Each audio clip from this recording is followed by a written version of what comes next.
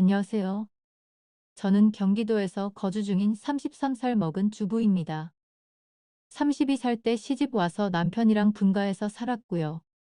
어느 날 남편이 어머님께서 돌아가시고 혼자 계신 아버님을 저희가 모시는 게 어떻겠냐고 갑자기 이야기를 하더군요. 어느 누가 갑자기 저런 말을 하는데 좋다고 할 수 있겠어요. 그 일로 남편이랑 많이 싸웠어요. 위에 형님도 있으신데 왜 우리가 모시냐고. 아주버님은 지금 대기업을 다니고 계셔서 저희보다도 여유롭고 형편이 저희와 정말 비할 수도 없을 만큼 좋습니다. 그 일로 인해 남편과 끝도 없이 대화를 나누었고 정말 싸우고 볶고 거의 매일 같이 싸웠어요. 그러다 하루는 남편이 술을 먹고 울면서 진심을 담아 말을 하더군요. 저에게 무엇이든 다른 거는 당신이 원하는 대로 하자는 거 전부 다 할 테니까 제발 이번만은 부탁 좀 들어달라고요. 그러면서 남편은 얘기를 이어갔습니다. 남편이 어릴 적에는 엄청 개구쟁이였대요. 매일 사고 치고 다니고 해서 아버님께서 매번 뒷 수습하러 다니셨다더라고요. 남편이 어릴 때 골목에서 놀고 있는데 지나가던 중간 크기의 트럭에 받칠 뻔한 걸 아버님이 보시고 남편 대신 부딪히셨는데 그것 때문에 지금도 오른쪽 어깨를 잘못 쓰신대요. 그리고 아버님께서 하시던 일이 노가다였는데 남편이 군 제대하고도 26살 때쯤까지 놀고 먹었더랍니다. 아버님이 남편을 늦게 낳으셔서 지금 아버님 연세가 68세 되세요. 남편은 33살이고요. 60세 넘으셨을 때도 노가 다 하시면서 가족들 먹여 살리고 고생만 하셨다네요. 노가다를 오래 하면 시멘트 독이라고 하나. 하여튼 그것 때문에 손도 쩍쩍 갈라지셔서 겨울만 되면 많이 아파하신다고 하더라고요.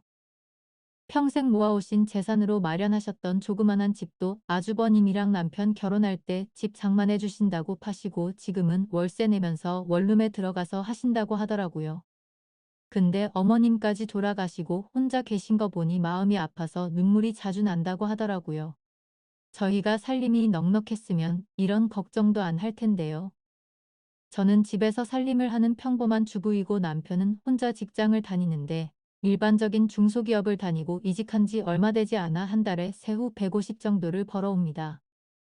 근데 그걸로 아버님께서 오시면 아무래도 반찬도 지금보다는 더 신경을 써야 할 것 같고 여러 가지로 많이 힘들 것 같더라고요. 심지어 그때는 제가 임신을 했어서 아이가 3개월 차인데 모든 부분이 힘겹더라고요. 그럼에도 부유하셨던 형님께서는 절대 아버님을 못 모신다고 강력히 못 박으셨고 아주버님도 그럴 생각이 없다라고 남편이 말을 하더라고요. 저렇게 철벽 방어를 하는데 어떻게 하겠습니까? 남편이 진심 어린 말들을 저렇게까지 했는데요. 그래서 넉 달 전부터 아버님을 모시기로 하고 저희 집으로 아버님을 모셔왔죠. 처음에는 아버님께서 오지 않으시려고 자꾸만 거절하시더라고요. 늙은이가 가봐야 집만 되고 눈치 보인다고 하시면서요. 하지만 남편이 매일 같이 설득하고 우겨서 겨우 모셔왔습니다. 모셔온 첫 날부터 여러모로 신경이 쓰이더라고요. 그런데 우리 아버님, 매번 반찬 신경 써서 정성껏 차려드리면 그걸 드시면서 엄청 미안해 하시면서 눈치를 보십니다. 가끔씩 고기 반찬이나 맛있는 음식을 해드리면 아버님께서는 드시지 않고 남겨두셨다가 저희 남편이 퇴근하고 돌아오면 남편을 먹이더라고요. 그리고 저 먹으라고 일부러 드시지 않고요.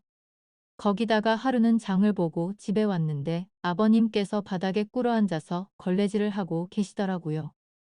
저는 그 모습을 보고 깜짝 놀라서 걸레를 빼앗으려고 했더니 괜찮다고 하시면서 끝까지 고집을 부리시며 청소를 마치시더라고요. 그리고 식사를 드시고 나면 곧바로 빈 그릇을 들고 가셔서 설거지도 하십니다. 아버님께 하지 말라고 몇 번을 말씀드리고 그릇들을 뺏어도 보지만 아버님은 설거지를 하는 게 마음이 편하시답니다. 제가 왜 아버님의 마음을 모르겠어요. 이 못난 며느리 눈치 보이시니 그렇게 행동하시는 게 압니다. 그래서 저도 정말 더 마음이 아픕니다. 남편이 몰래 아버님 용돈을 드려도 그거 안 쓰고 모아두었다가 저에게 용돈하라고 주십니다. 그렇게 저희는 부유하진 않지만 서로 애틋하고 마음을 써가면서 하루하루를 지내고 있었습니다. 그런데 어제는 너무 많이 슬퍼서 펑펑 울었습니다. 아버님께 죄인이라도 된 듯해서 눈물이 왈칵 나오는데 참을 수가 없더라고요. 한 달 전쯤부터 아버님께서 아침에 나가시면 저녁 때쯤 들어오시더라고요. 어디 놀러라도 가시는 것 같아서 용돈을 드려도 받으시지도 않고 웃으시면서 다녀올게 하시면서 매일 같이 나가셨습니다. 저는 그래서 그냥 집안에만 있으시기엔 답답하셔서 산책이라도 다녀오시다 보다 하고서 크게 생각을 하지는 않았습니다. 근데 어제 장을 보러 슈퍼에 갔다가 아래층 주인 아주머니를 만나게 됐습니다. 그런데 그 주인 아주머니께서 제게 어렵게 말씀을 하시더라고요. 오다가 이 집 할아버지 봤는데 유모차에 박스 실어서 가던데. 이 말을 듣고 저는 상상조차 못해 봤던 일에 깜짝 놀랐습니다. 네, 맞습니다. 아버님 아들 집에 살면서 돈 한 푼 못 모시는 게 마음에 걸려셨는지 불편한 몸을 이끄시고 하루하루 그렇게 박스 주우시면서 돈을 버셔서더라고요. 저는 그 이야기를 듣고 장을 보다 말고 밖으로 뛰쳐나갔습니다. 아버님 찾으려고 이리저리 돌아다녀도 안 보이시더라고요. 너무 죄송하고 가슴이 아파서 집에 들어와서 정말 한없이 울었습니다. 한참을 울고 나서 남편에게 전화해 오늘의 상황을 말하니 남편도 아무 말이 없더군요. 한참의 정적이 흐르고 남편은 일찍 들어간다고 말하고 그렇게 통화를 끊었고 남편은 저녁 5시 조금 넘어서 평소보다 일찍 퇴근하고 들어왔습니다. 남편도 마음이 정말 안 좋은지 표정도 어두웠고 집에 들어오자마자 가방만 내려두고 아버님을 찾으러 나간다고 하곤 바로 집 밖으로 나갔습니다. 제가 정말 한심한 며느리였습니다.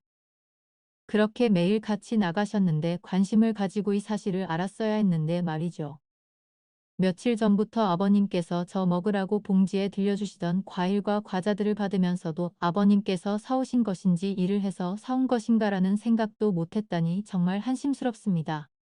못난 며느리 눈치 안 보셔도 되는데 그게 불편하셨던지 아들 집 오셔서도 편하게 지내지도 못하시고 매일 같이 눈치만 보시다 불편하신 몸 이끌고 그렇게 일을 하고 계셨다니. 친정에 저희 아빠도 고생만 하시다가 돌아가셨는데 돌아가신 아빠 생각도 나고 해서 그렇게 또 다시 한참을 울었습니다. 그날따라 아버님 웃으실 때 얼굴에 깊게 패인 많은 주름들과 평생 고생을 하셔서 손목에서 갈라진 피부가 자꾸 눈앞에 아른거리고 너무나도 죄송한 마음에 남편이 아버님이랑 들어올 때까지 울고 있었습니다.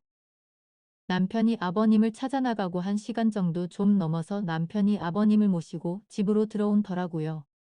아버님 들어오시면서도 제 눈치를 보시면서 뒤에 끌고 오던 유모차를 숨기기시는 모습이 왜 그리 마음이 아플까요? 오히려 죄송해야 할 건 저인데요. 아버님께서 미안해하는 듯한 그런 모습이 가슴에 남아서 지금도 이 글을 적는데도 마음이 너무 아픕니다.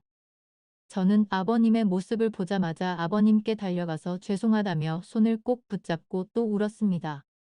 그러자 아버님께서는 매일 나 때문에 밥 차리느라 고생도 많고 편하게 있지 못하게 해서 내가 정말 미안하다면서 제 얼굴을 보면서 손을 꼭 붙잡아 주시면서 말씀하시는데 저는 눈물이 멈추지 않았습니다. 저는 그날 아버님의 손을 처음으로 만져봤습니다. 평생을 고생하시면서 지내온 아버님의 손.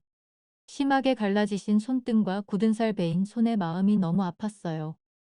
방 안에 모시고 나서도 죄송하다며 그렇게 펑펑 울었습니다. 아버님 식사 챙겨드리려고 부엌에 와서도 요리를 하고 있는데도 왜 그리 눈물이 그치지가 않던지. 남편은 아버님께 다시는 그런 일 하시지 말라고 말했고 앞으로는 제가 더 열심히 일해서 벌면 되니까 그런 일 하시지 말라고 아버님께 확답을 받아냈습니다. 그렇게 이야기를 끝마치고서 세 명이 오순도순 모여 함께 저녁을 먹었습니다. 밥을 먹는데도 아버님 손을 보면서 자꾸 가슴이 아프더라고요. 오늘은 어제 일도 있고 해서 남편이 연차를 내서 쉬는 날이었고 저는 아버님 모시고 시내 나가자고 남편에게 얘기를 했습니다. 그렇게 저희는 다 같이 시내에 나갔고 날이 좀 쌀쌀해져서 아버님 잠바 하나랑 신발을 샀습니다. 한사코 괜찮다고 하시던 아버님께 제가 말씀을 드렸습니다. 자꾸 그러시면 제가 아버님 눈치 보여서 힘들어요 이렇게 말씀드렸더니 아버님께서 고맙다고 하시면서 받으시더라고요. 그리고 집에 아버님 심심하실까봐 케이블 TV도 신청했죠. 아버님께서 스포츠를 좋아하시는데 오늘 야구 방송이랑 낚시 방송 보시면서 너무 즐거워 보이시더라고요. 조용히 다가가서 아버님 어깨를 만져드리는데 보기보다 정말 왜소하시더라고요. 제가 꽉 잡아도 부서질 것만 같은 그런 아버님의 어깨. 지금까지 고생만 하시고 자식들 뒷 바라지 하시느라 평생 헌신하시면서 살아오셨던 아버님의 발자취들이 느껴지면서 저는 또 마음이 아파왔네요. 남편한테 말했어요. 저 평생 아버님 정말 친아버지처럼 생각하고 모신다고요. 비록 지금은 아버님께서 불편해 하시지만 언젠가는 친딸처럼 생각하시면서 대해주실 때까지 정말 잘 할 거라고요. 마지막으로 아버님, 앞으로는 제 눈치 안 보셔도 돼요. 제가 그렇게 나쁜 며느리 아니잖아요. 아버님의 힘드신 희생이 없으셨다면 지금의 남편도 없잖아요. 그랬다면 지금의 저와 뱃속에 사랑스러운 손자도 없을 거예요. 저 아버님 싫어하지 않고 정말 사랑해요 아버님. 그러니 항상 건강하시고 오래오래 사셔야 돼요. 그리고 두 번 다시 그렇게 일 안 하셔도 돼요. 저 허리띠 콜라 매고 알뜰하게 살게요.